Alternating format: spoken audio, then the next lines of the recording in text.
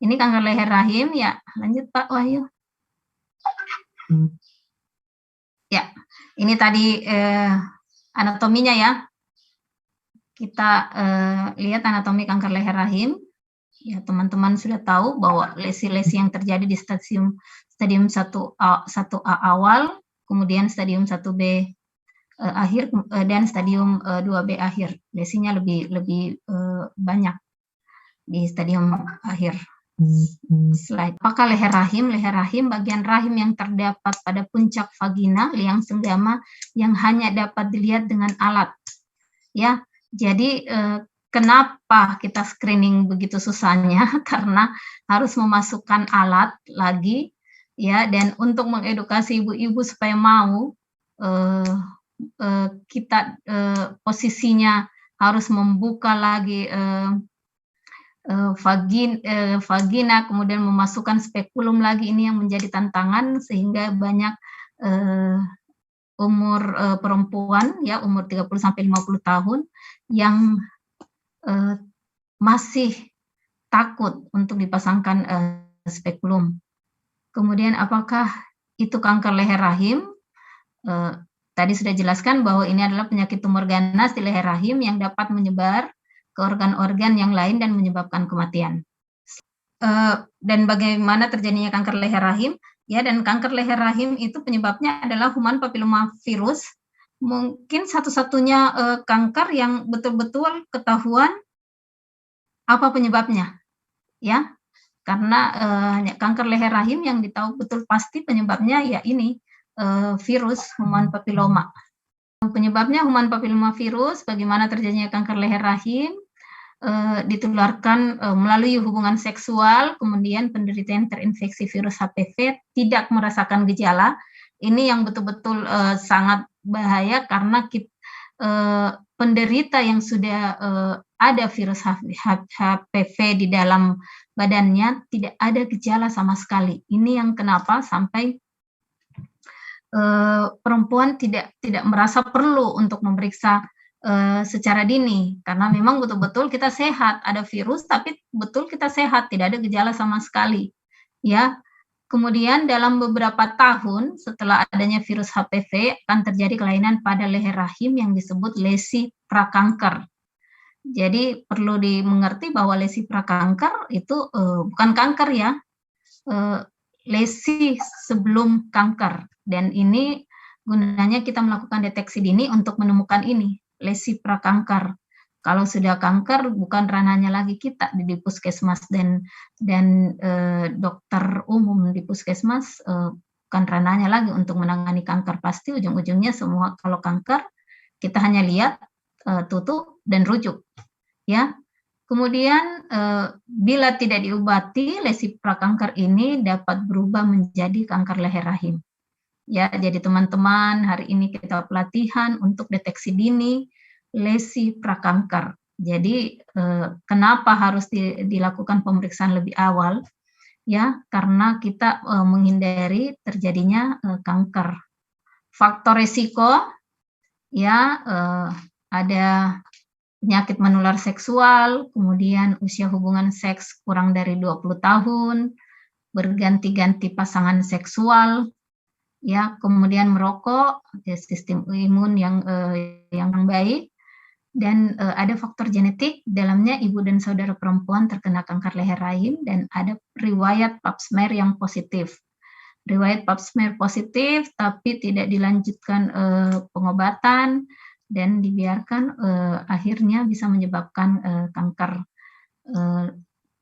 serviks, ya, termasuk ini penyakit menular seksual. Penyakit menular seksual yang kadang di puskesmas, kalau kita dapat, kita sudah temukan bahwa ada penyakit menular seksual, biasanya diarahkan untuk pemeriksaan deteksi dini ya, untuk kanker serviks. Kemudian berganti-ganti pasangan seksual. Ya, slide ini teman-teman dokter dan bidan sudah sangat mengerti. Slide. Siapa yang mempunyai risiko yang lebih tinggi untuk menderita kanker leher rahim? Tadi kita sudah tahu, yang aktivitas seksual sebelum usia 20 tahun, terjadi pasangan seksual, kemudian terpapar infeksi yang ditularkan secara seksual, ibu atau saudara yang menderita kanker serviks, pap smear sebelumnya yang abnormal, perokok aktif maupun pasif, ya. Kemudian penurunan daya tahan tubuh karena adanya HIV atau AIDS dan penggunaan kortikosteroid lama. Catatannya, masalah pemakaian kondom, faktor nutrisi belum established, tapi penggunaan kondom sedikit mengurangi risiko penularan virus HPV. Ya, betul-betul sangat mengurangi risiko. Jadi kadang kalau teman-teman programmer HIV, ya ujung-ujungnya selalu mempromosikan kondom, termasuk untuk penularan virus HPV.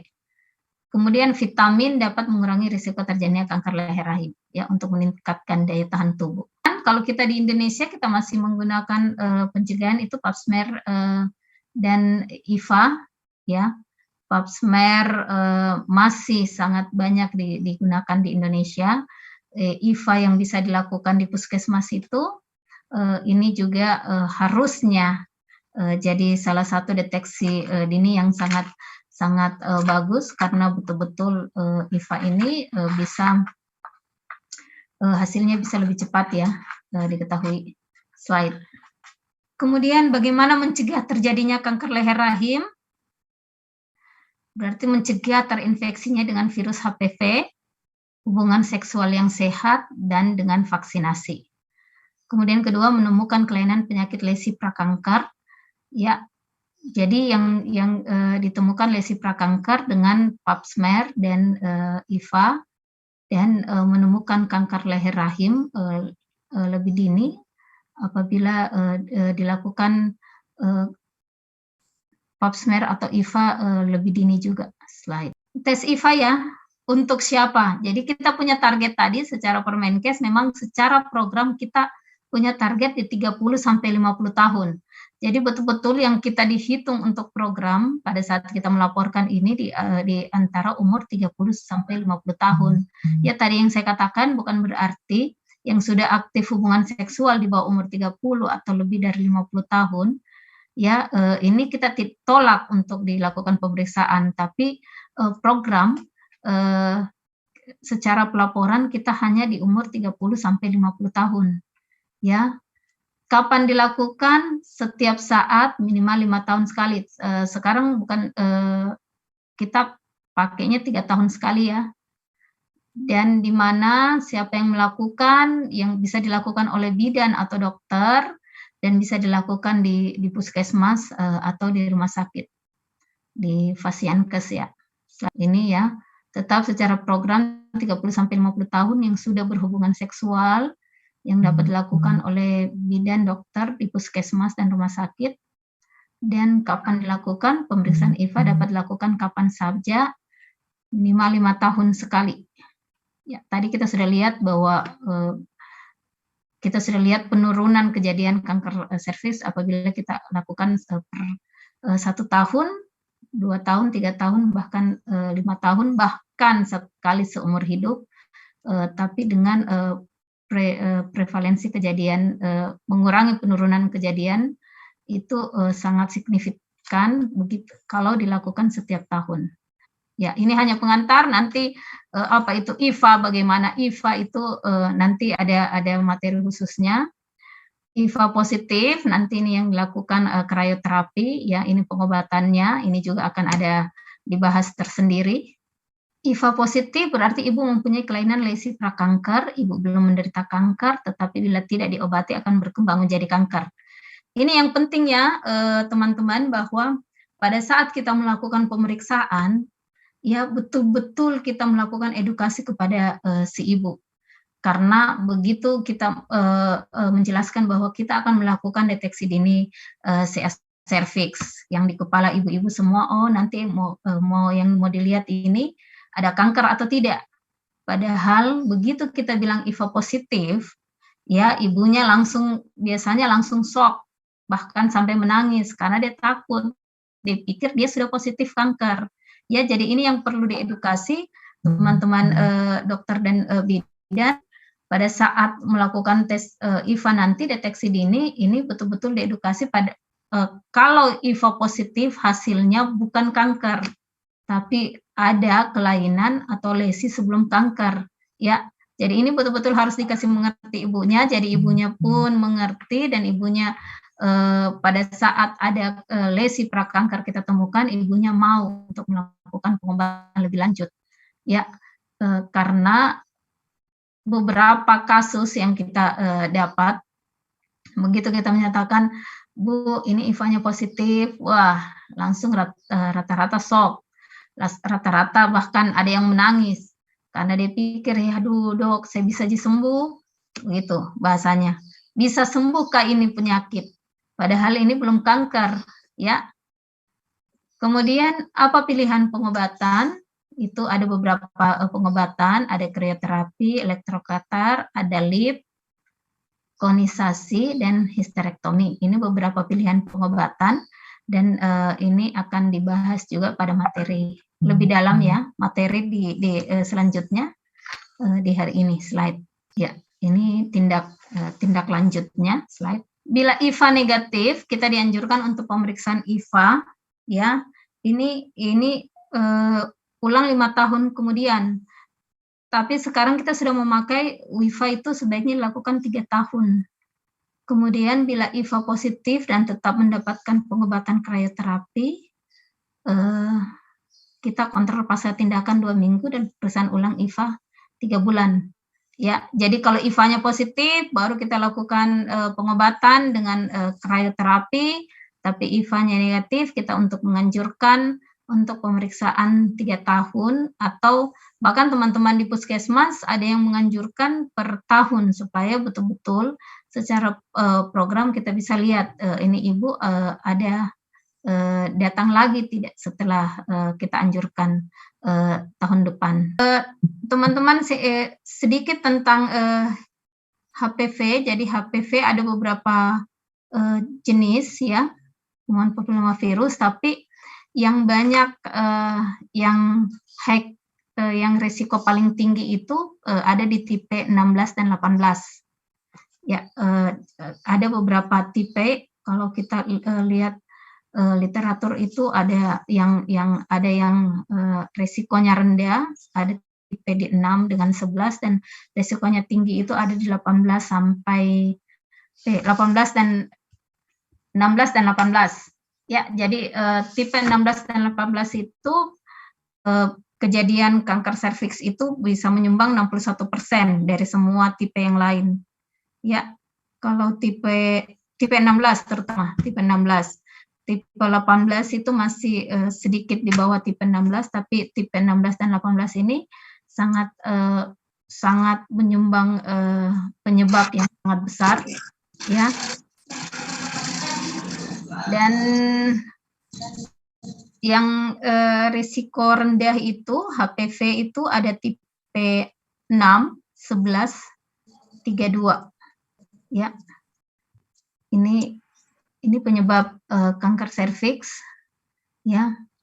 Kalau sekarang sebenarnya dengan vaksinasi, ada vaksinasi itu harusnya sekarang lagi dikembangkan vaksinasi umur 9 tahun, dan sudah jalan di sekolah-sekolah, hanya beberapa provinsi saja, tapi di Sulawesi Tenggara belum jadi program, ya, untuk vaksinasi HPV di umur 9 tahun. Itu pengantar dari saya. Selebihnya mungkin kita lebih banyak diskusi, ya. Untuk ini nanti mendalamnya IVA itu bagaimana cara melakukan IVA, terus nanti apa yang harus dilakukan, apa yang harus disiapkan, kemudian tindak lanjutnya setelah kita periksa IVA, apa intervensinya nanti, kemudian apa yang harus kita lakukan bila IVA negatif dan IVA positif. Ini nanti lebih mendalam lagi dijelaskan oleh dokter spesialis Opjin. Ya. Ini tuh kita diskusi, ya, kalau ada yang mau bertanya. Assalamualaikum, Dok. Waalaikumsalam. Mohon izin, Dok, bertanya. Saya Dr. Nur Aida dari Puskesmas Marobea, Kabupaten Muna Barat, Dok. Mau tanya bagaimana kiat-kiat kami di Puskesmas, terutama di pedesaan sekali, Dok. Itu masyarakatnya masih istilahnya tidak terlalu mengerti dengan pemeriksaan medis yang akan dilakukan ini, Dok. Cara mengedukasinya itu seperti apa sehingga bisa masuk di pemikiran mereka, karena mereka kebanyakan di desa itu kalau sudah diceritakan tentang pemeriksaan kebanyakan menolak. Terima kasih. Assalamualaikum warahmatullahi wabarakatuh. Waalaikumsalam. Ya, jadi saya lanjut ya, saya langsung ya Pak Wahyu. Silakan Dok. Ya, langsung jawab ya. Jadi Dr. Nur Aida, jadi tantangannya kita di Puskesmas ini sangat luar biasa berat ya, karena kita mengedukasi masyarakat itu selain kita melibatkan, tentunya harus melibatkan teman-teman promosi kesehatan yang ada di Puskesmas. Ya tentunya Dok, kita tidak jalan sendiri untuk mengedukasi, karena ini betul-betul harus lintas program juga yang harus dilakukan di Puskesmas, mengedukasi masyarakat. Ya, kiat sebenarnya begini, di perkotaan maupun di desa mungkin masalahnya ya sama ya. Pada saat kita sudah menyampaikan, kita mengedukasi apa itu kanker serviks, apa itu bagaimana pentingnya kita menemukan deteksi kanker lebih dini ya, apa pentingnya deteksi dini, semuanya bisa menerima itu. Tapi begitu kita menyarankan untuk memeriksa, ini langsung semua punya alasan masing-masing ya. Sebenarnya semakin banyak kita edukasi, semakin sering kita mengedukasi ya, ini akan membuat masyarakat teredukasi dan bisa ikut memeriksa. Banyak teman-teman di Puskesmas di Kota Kendari yang melaksanakan ini bekerja sama dengan Dasawisma ya, di Dasawisma dan di Majelis Taklim. Jadi begitu Dasawisma dan Majelis Taklim, teman-teman di Puskesmas mengedukasi lewat sini ya, dan biasanya mereka memberikan apa ya, kesempatan untuk jadi secara komunitas Dasawisma ini nanti kita pemeriksaannya di hari apa ya, kemudian Majelis Taklim ini misalnya kita anjurkan untuk pemeriksaan di hari apa. Jadi memang betul-betul kita mengedukasi dan mengajak mereka untuk memeriksa sesama mereka ya, komunitas mereka. Jadi ini kita harapkan jadi baku panggil-panggil ya. Kalau ada yang satu mau, yang lain harusnya ikut mau juga ya. Biasanya beberapa puskesmas memang melakukan ini ya, dan ada juga yang menggunakan kader PKK, melalui PKK ya. Di PKK ini melalui ibu penggerak PKK kelurahan atau desa ya, dianjurkan untuk melaksanakan ini, dan dimulai dengan kader-kader PKK-nya, sehingga setelah kader PKK-nya bisa memeriksa dan merasa ya ternyata tidak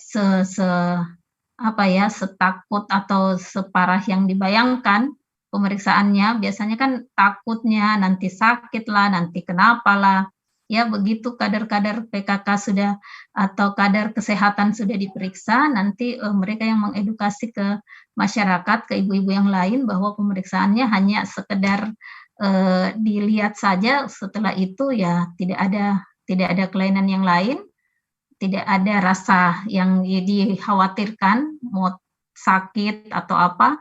Nanti mereka yang mengedukasi ke masyarakat. Jadi memang edukasi ini memang harus lintas program dan lintas sektor ya, teman-teman. Kalau bisa dibawa ke lintas sektor ini akan lebih bagus, karena kita tidak bisa bekerja sendiri untuk mengedukasi ini.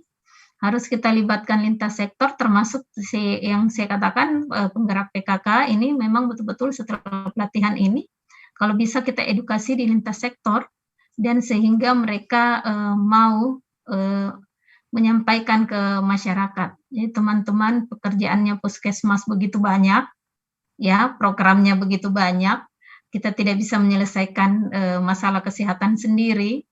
Ya, kita harus melibatkan, dibantu oleh lintas sektor. Masalah kesehatan paling banyak yang bisa kita selesaikan, paling banyak itu hanya sekitar 50-70%. Selebihnya itu ada keterlibatan lintas sektor yang harus membantu supaya masalah kesehatan bisa terselesaikan, termasuk deteksi dini kanker serviks. Dan termasuk ini ya, bukan hanya mengedukasi ibu-ibunya saja, tapi tolong diedukasi juga bapak-bapaknya.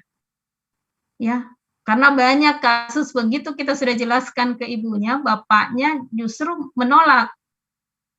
Ya, takutnya kenapa-kenapai istrinya. Takutnya nanti kenapa. Nanti setelah pemeriksaan katanya nanti ada perdarahan, ada apalah, banyak alasan untuk menolak, supaya orang kesehatan tidak melakukan pemeriksaan ini, ya. Dan ujung-ujungnya memang edukasi yang baik, ya memang sangat perlu untuk pemeriksaan ini. Ya,